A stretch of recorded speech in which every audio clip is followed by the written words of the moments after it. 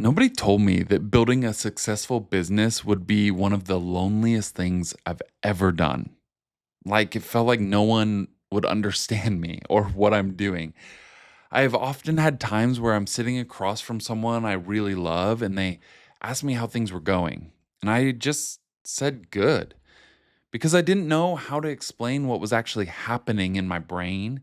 How do you tell someone that you've been working towards something for years and you finally have it and it somehow made everything harder?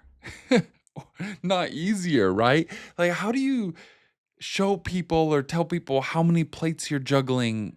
Because as soon as you try to, they they don't know how to respond. So I just would often say good. I often still do. And then I would just try to keep going, turn the conversation towards them or talk about something new. I've talked to enough business owners to know that it's not just my experience. I have a feeling you feel it as well. There's this weight that comes with building something, and nobody really warns you about it. It doesn't show up on your profit and loss, it doesn't show up in most YouTube videos except for this one. It's just kind of there.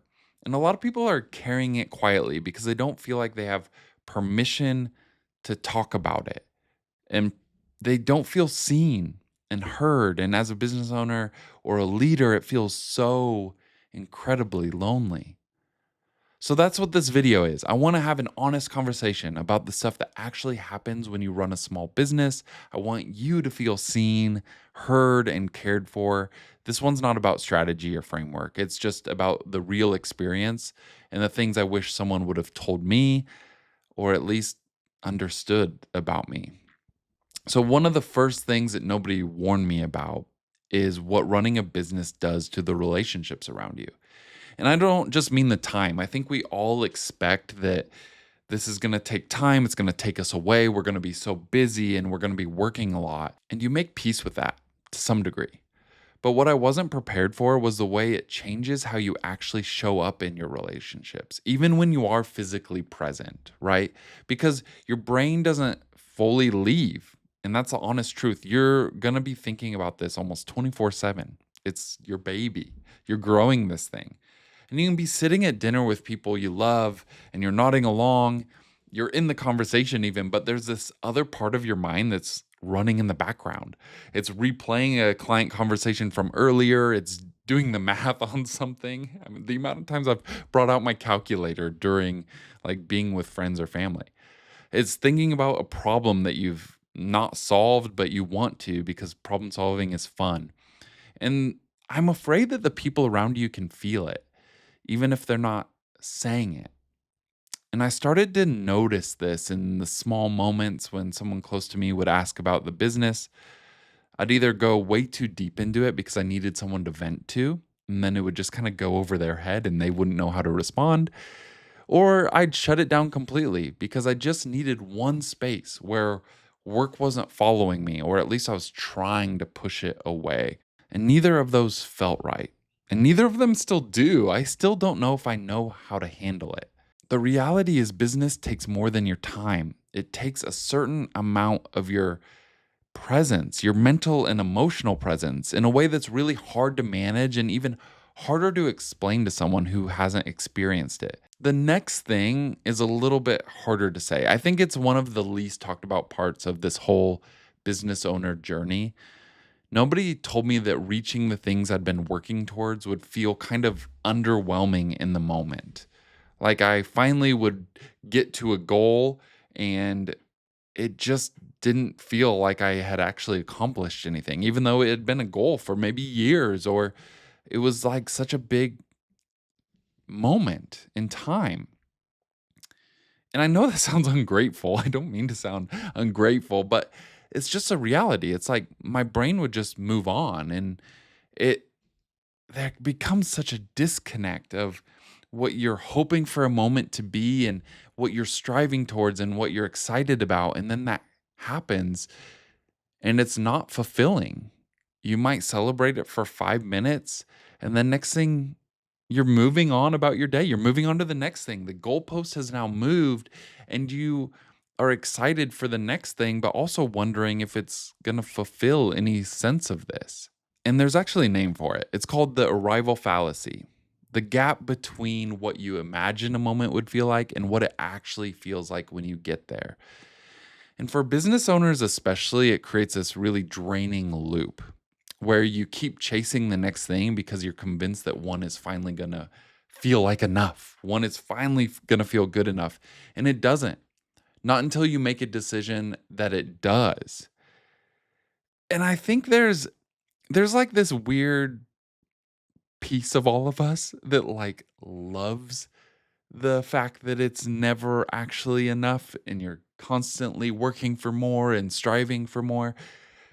I do think if you're a business owner, there's a little something broken in you that is always just chasing after something and liking the chase. But gosh, it can be so draining. The next thing might be the one thing I think about the most, to be honest. And I think it's probably the most important thing in this whole video. Nobody told me how much of my identity was going to get wrapped up in my business.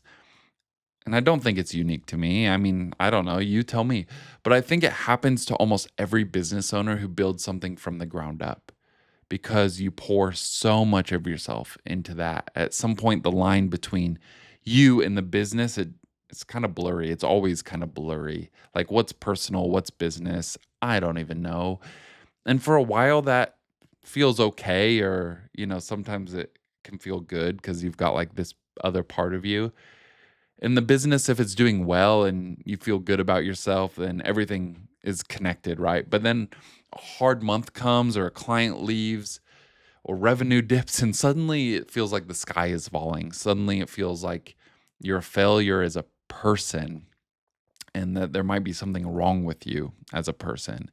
That's what happens when your identity and your business become the same thing. Every win becomes a reflection of your worth, and every loss starts to feel like a verdict on who you are. The thing I truly want you to walk away from with this is to start doing the work of separating those two things.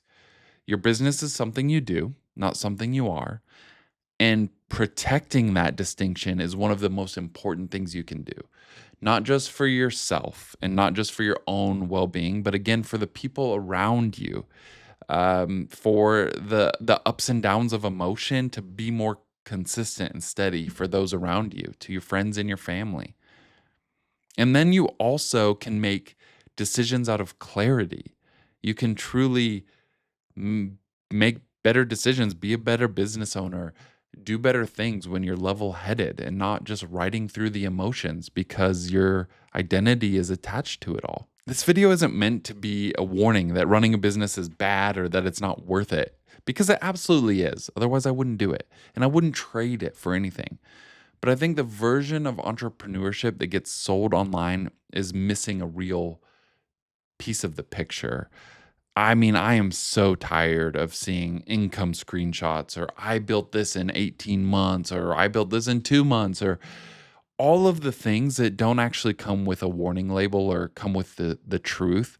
And that's what I want this to be for you. I want this to be truthful and honest. So here's what I'd actually tell someone, and honestly, what I'm telling myself. Protect your presence in your relationships, not just your time, but it takes real intention and good relationships. Put your phone down, close the tabs in your brain, and actually be there. Push work off to tomorrow. It doesn't actually matter that much. It's not your life, it is just a piece of your life. Not because you have to, but because those relationships are part of what makes the business worth building in the first place. The second thing, I would celebrate things on purpose, because your brain is not going to do it for you. You're not going to automatically celebrate it. So when something good happens, make yourself stop and let it land before you move on to the next thing. Write it down. Tell someone. Take the day off. Like truly celebrate things on purpose, because otherwise it'll just be an endless loop. And third, remind yourself that you are not your business. The business is a vehicle. It's supposed to serve your life, not be your life. And when hard months come, because they will, try to evaluate the problem like a business owner and not like someone whose identity is on the line. That one shift can make a lot of the hard moments easier to actually move through. If any of this felt like something you've dealt with or are dealing with, feel free to schedule a call with me through my website because honestly, I'd love to unpack it with you and talk about next steps and where you can go from here. Thanks for watching, and remember to enjoy the journey, my friend.